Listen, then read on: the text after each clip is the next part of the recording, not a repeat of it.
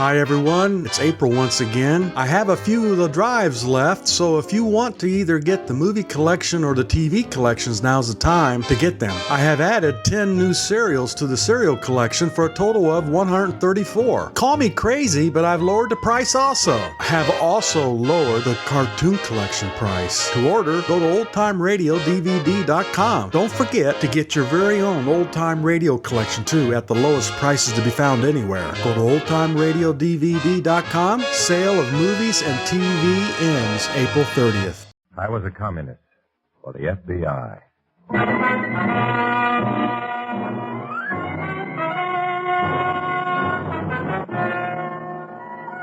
Starring Dana Andrews in an exciting tale of danger and espionage.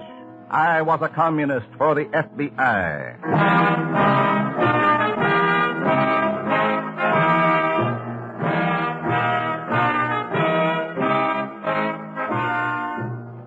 From the actual records and authentic experiences of Matthew Cvetic come many of the incidents in this unusual story.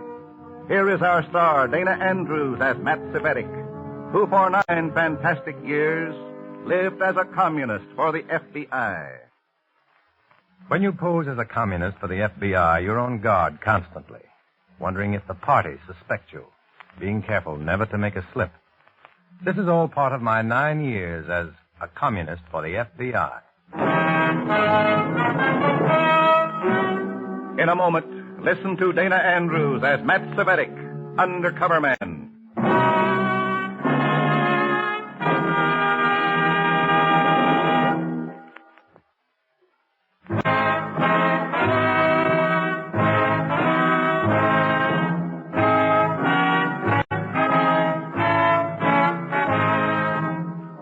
Now, here is Dana Andrews as Matthew Cvetic, undercover man. This story from the confidential file is marked Red Herring.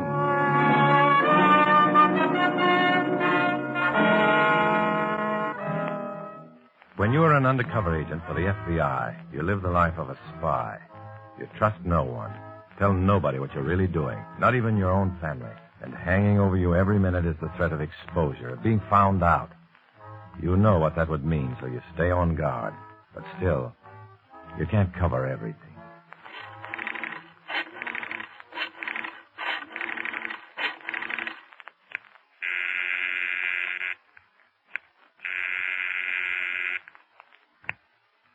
Hello?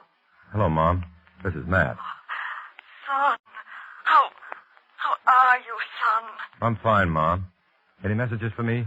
No, but there was a man here earlier this evening. A man? One of my... Yes, one of them. One of those... commies, you mean? Look. What did he say he wanted? He said something about meeting at the studio tonight.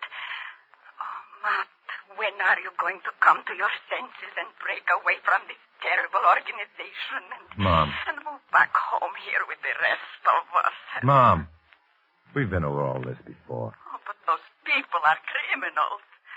And none that was here. Cold and hard. Suspicious. Burkhead or whatever his name was. Burkhart. That was it. Burkhart. Are you sure? You sure that was the name? Yes. Matt, you are not in trouble of some kind. Trouble? Oh, of course not, Mom. I gotta go now. I'll be calling you, huh? Goodbye.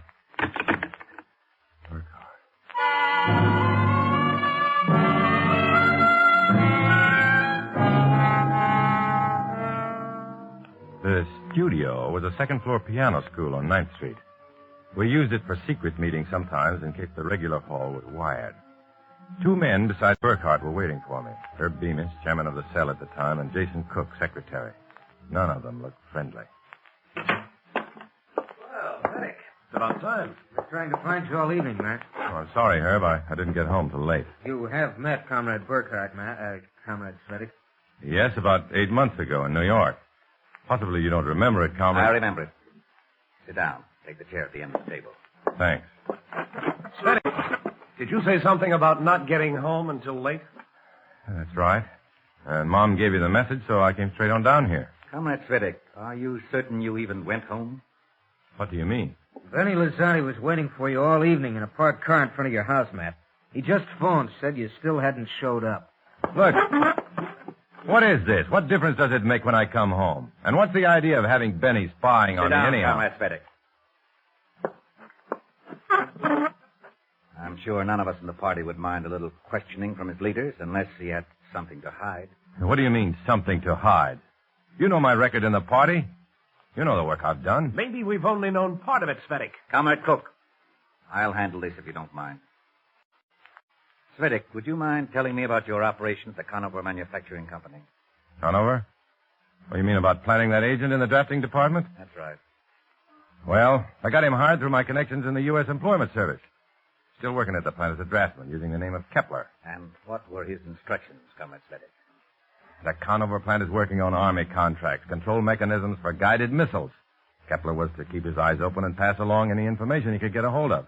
And that's what he's been doing. And has he made contact with any other party members at the plant? No. He was specifically told not to. None of the others even know he's there. Who does know about Kepler? Well, just myself, Comrades Cook, Bemis here. Only the three of you.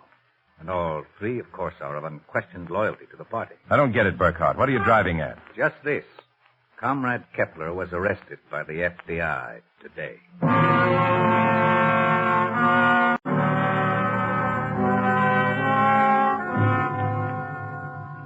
I was caught off base. The three of them sat there watching me, waiting for my reaction. The heat was on.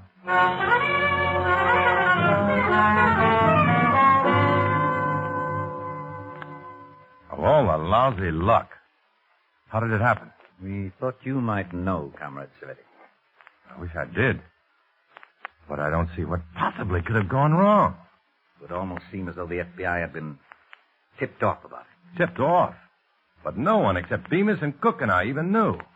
Tipped off by whom? By you, Cvetic, you dirty rat. Now, wait a minute. Cvetic, the evidence at the moment seems to bear him out. Evidence? What evidence? The evidence of elimination. It seems highly improbable that either Comrade Bemis or Comrade Cook could be a traitor. They've both been in the party for years. All right, but why pick me? You're the only other person who knew Kepler's assignment. Then I'm elected. Is that it? Yes. Unless Kepler has a different idea, that seems to be it. Meanwhile, you check in at the Barrett Hotel with Comrade Lazzotti. He'll stay with you until we make a decision. Guarding me? Is that what you mean? Comrade Cvetic? Yes. Lazzotti will be guarding you.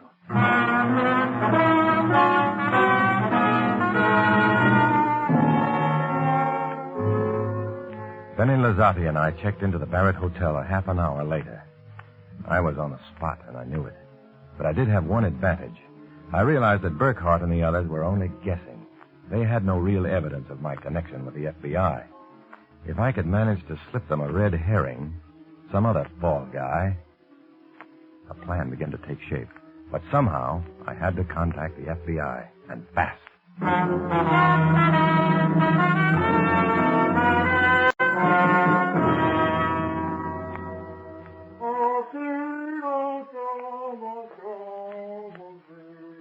I got the chance when Benny decided to take a shower and clean up. I waited until he had the water running, then eased the phone off the hook and gave the operator the FBI number.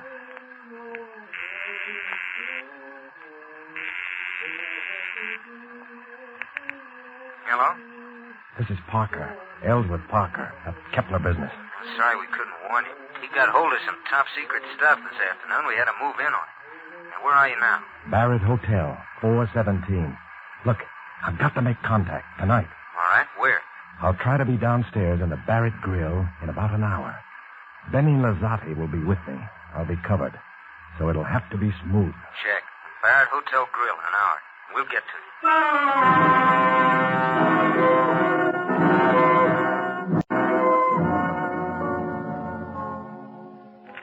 Hey, Benny. What's the three-letter word meaning a small, dirty rodent resembling a rat? How do I know? 3 letters like a rat. Hey, maybe it's the FBI. Yeah, that's a good guess. But the second letter is A. Oh, I don't get no place when I try to work them crossword puzzles. Look, Benny, you don't think I'm working for the lousy FBI, do you? It ain't up to me, Matt. All I'm doing is being sure that you stick around until they make up their minds. After that, well, I do what they tell me to. Yeah. Well, we'll find out tomorrow. How's about something to eat, Benny? You got sandwiches or something? No, the grill's open downstairs. Who's buying? I'll buy. Well, as long as it's still in the hotel, I don't see why not. Wait a second. 27 horizontal. Slang term for gullible person who is easily swindled. What is it? 6 letters. Oh, forget it, Matt. I don't know nothing about that stuff. Wait. I got it. Sucker. Sucker. Okay, Benny. Let's go.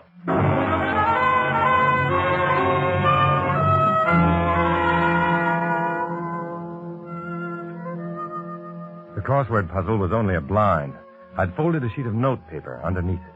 And along with working the puzzle, I'd written some quick instructions to pass along to the FBI. If they were able to make contact, it was all up to them.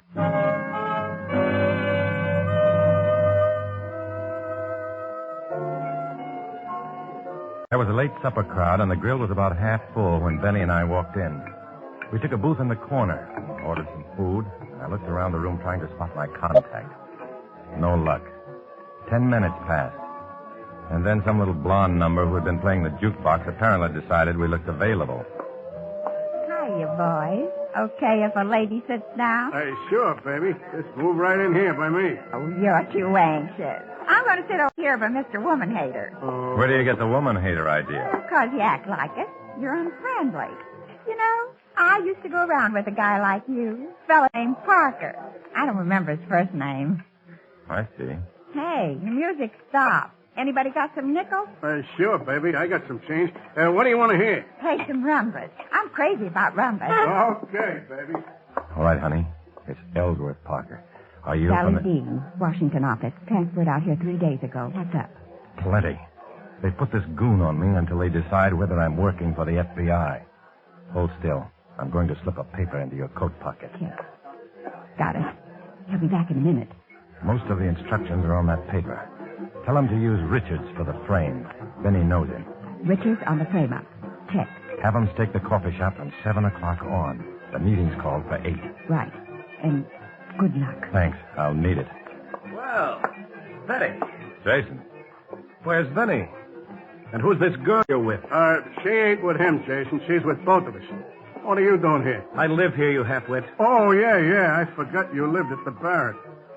Where were you, Benny? Just playing the jukebox. What's eating you, Jason? Get rid of this girl. Hey, what's coming off here? Hey, I bet you're a cop. A plainclothesman. I said get out. Oh, sure, officer. I don't know these guys. I never saw them before in my life. I just said... Look, you didn't have to do that, Jason. We were just having some fun. You were given an assignment. Get up to your room and stay there, both of you. Yeah, but... Come on, Benny. He's frothing at the mouth already. Why, Cook? What are you so excited about? I'm going to enjoy breaking news, Cvetic. You know, that sounds like a personal feeling. With me, the party always comes first. I wonder if you're as loyal as you claim to be. You... Good night, comrade. Come on, Benny.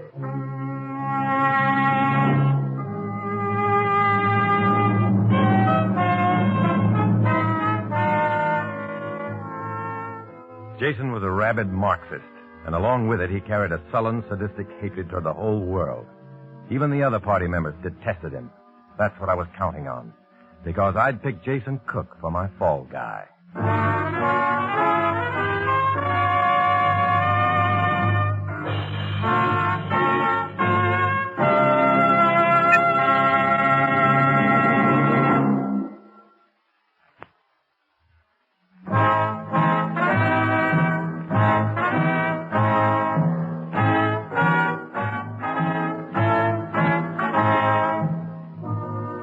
Now back to Dana Andrews, starring as Matt Cvetic in I Was a Communist for the FBI, and the second act of our story.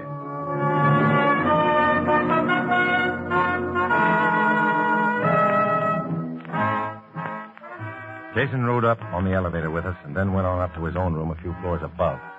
Benny and I turned in. I lay there for a while thinking, as I had many times before, that these things weren't happening in Europe or Asia. This was the USA, my own country. I'd grown up in it and never realized until I started working undercover for the FBI. communist plotters, spies, secret police, the whole rotten authoritarian system, right here in America. I'd never known it. It was just before daylight when the knock came at the door of our room. Hey, what's the matter? Hey, was that you, Matt? Oh, somebody at the door, Benny. I'll get it. Who do you suppose could be knocking at the door this time? Good morning, Comrade Cvetic. Burkhart. Mind if I come in? Would it make any difference if I did? Not in the least. However, you're hardly showing the attitude of a loyal party member. I'm sorry, comrade. I want to get to the bottom of this just as much as you do. I imagine so. Take the chair there beneath the lamp. Well, Comrade Lazati, I suggest you go back to sleep. Stay in bed. This doesn't concern you. Yes, sir. Anything you say. Now, let's review the facts in this matter again. Now? This time of the morning? There is no one as truthful as a drowsy witness, Comrade Cvetic. We often prove that principle at the Lenin Institute. Suppose we turn the lamp so. It's right in my eyes. Yes, another little technique of the Institute. We've just lost a very valuable agent, and we seem to have a traitor in our midst, an FBI informer. I'm sure it's the desire of both of us, Comrade Cvetic, to discover that tool of the enemy and to eradicate him. Lean back, comrade. Relax. Look at the light. There's nothing to worry about.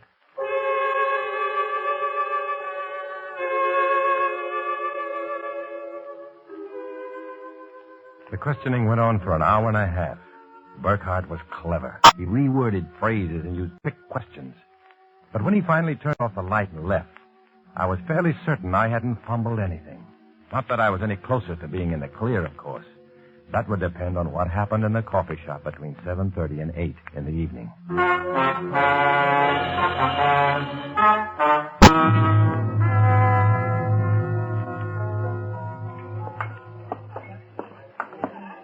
Well, it's 7:20. I guess we got plenty of time to eat and get over to the meeting by 8 o'clock. Oh, sure. Plenty of time, Benny.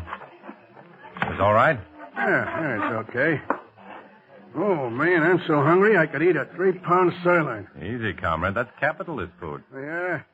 Well, just wait till we take over and see what we give them to eat. No share and share alike, Benny? Not for them crumb bums. We'll be the big shots then. All us guys that done the dirty work. What about the old Brotherhood of Man? Oh, that's for the birds, Matt. We'll be the guys with the big cars and the dames. And anybody that don't like it knows what they can do. You know something, Benny? You and I think exactly alike.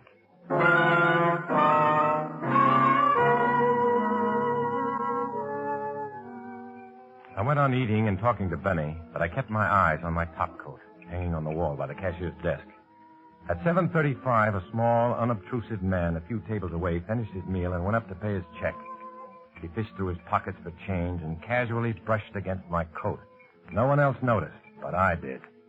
The FBI had made a plant. I knew a sealed envelope had been slipped into the pocket of my coat. The first half of my instructions had been carried out.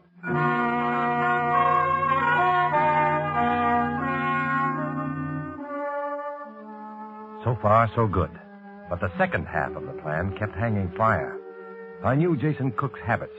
I figured him to leave the hotel by 7:40. But at 7:45, he still hadn't come out. And I began to sweat. Then, at 10 minutes till 8, I saw him leave the main entrance and start along the sidewalk outside the window by our table. Hey, look, Matt. There's Jason leaving the hotel. Where? Oh, yeah, must be on his way to the meeting. Oh, looks like he's run into a friend. Yeah, he's stopping to talk to somebody else. No, I guess not. Guy must have just wanted a light. Jason's giving him some matches. Yeah, I guess that is it. The fellow's doing a lot of talking, though. Well, it might be somebody that lives here at the... Matt, What's the matter, Benny? I know that guy. Oh? He questioned me once. His name's Richards. He's an FBI agent. Oh, you must be mistaken, Benny. Look, he's shaking hands with Jason, patting him on the back. I'm not mistaken. His name's Richards, and he's FBI. How come he's so friendly with Jason? I don't know. But I'm beginning to wonder. Why? What's the wonder about? Jason's the guy they're looking for. He's the stool pigeon. Oh, there must be some other That match explanation. business was nothing but a cover-up. I'll bet he handed a report or something to Richards right then. Yeah. Or took something from it. That's it. A payoff. That's what it was. Look, Matt, will you back me up? Sure, Benny. I'll back you up.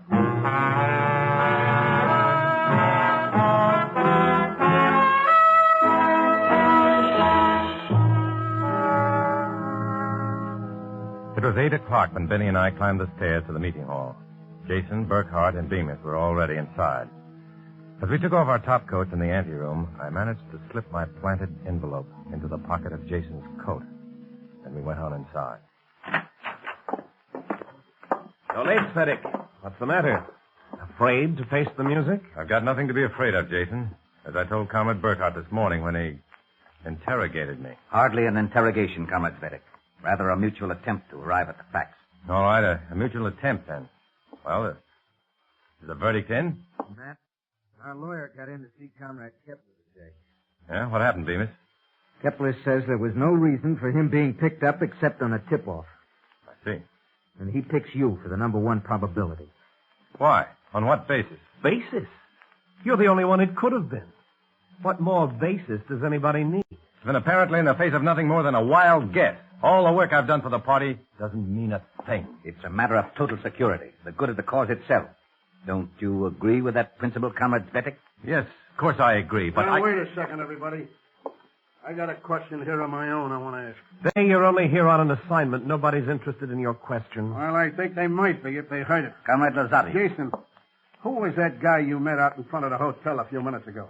The one that shook hands with you and patted you on the back. I don't know who he was. He wanted to borrow a match. What difference does it make? it might make quite a lot, Jason. Benny says he knows the guy. Well, what of it? Plenty. The guy's name is Richard. He's an FBI agent. Are you certain of that? Sure I am. He picked me up once. You don't think I'd forget him, do you? I tell you, the man asked me for a match, commented on the weather. I don't know why he shook hands. I didn't know he was an FBI. He gave you something, too, Jason. What was it? Nothing. That's a lie. You can search me if you want. I think that's an excellent suggestion. If you don't mind. They're lying, both of them. I only know what I saw, Jason. I didn't think anything of it myself until Benny recognized the man. And doesn't seem to be anything incriminating. Unless... Didn't you wear a topcoat this evening, Comrade Cook? I sure he did. He had it on when he was talking to the guy.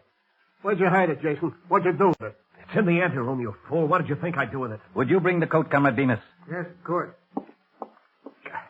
This is ridiculous. Why, everybody knows. Sit down, Comrade Cook.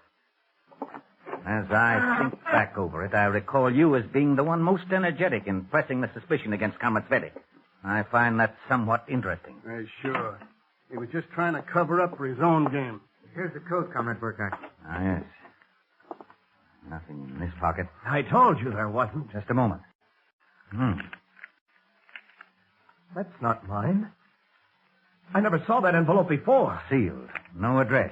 No, it's a frame-up. Somebody planted that on me. Hey, money. Yes. $500. Is that the price you got for Kepler, Comrade? It's a lie. I don't understand it. We've got to get to the bottom of this and find out. Be quiet. Comrade Cvetic. Seems we owe you an apology. Well, that's all right, comrade. I'm just glad we found out the truth. And happy that I can go on serving the party as I have in the past.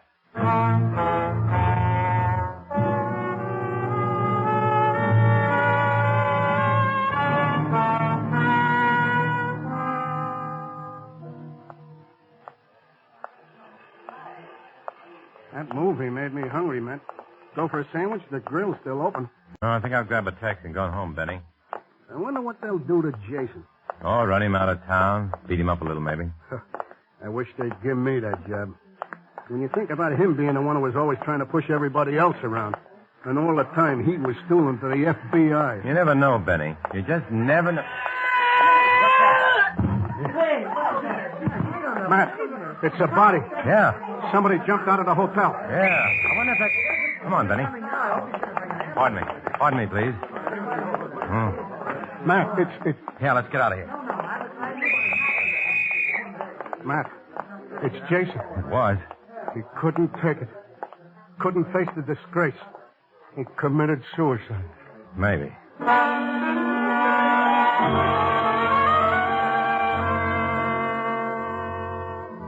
I didn't know whether Jason Cook had fallen, jumped, or whatever. I still don't know for sure. But I do know that Burkhart left town early the next morning. As Bemis put it, his work here was finished.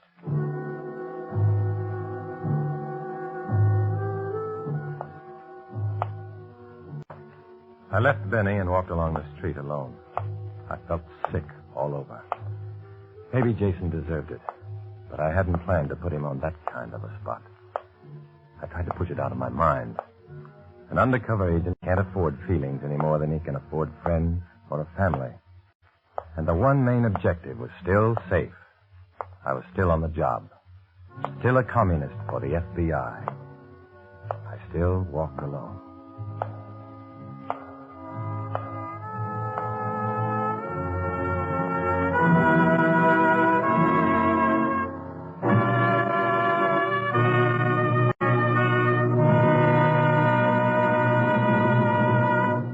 Our star, Dana Andrews, will return in a moment.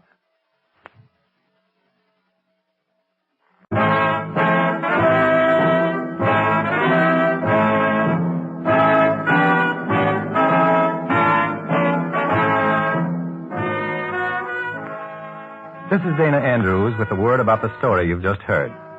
In this story, as in all others, names, dates, and places are fictitious to protect innocent persons. Many of these stories are based on incidents in the life of Matt Cvetic, who worked undercover for the FBI. Next week, another fantastic adventure. Join us, won't you?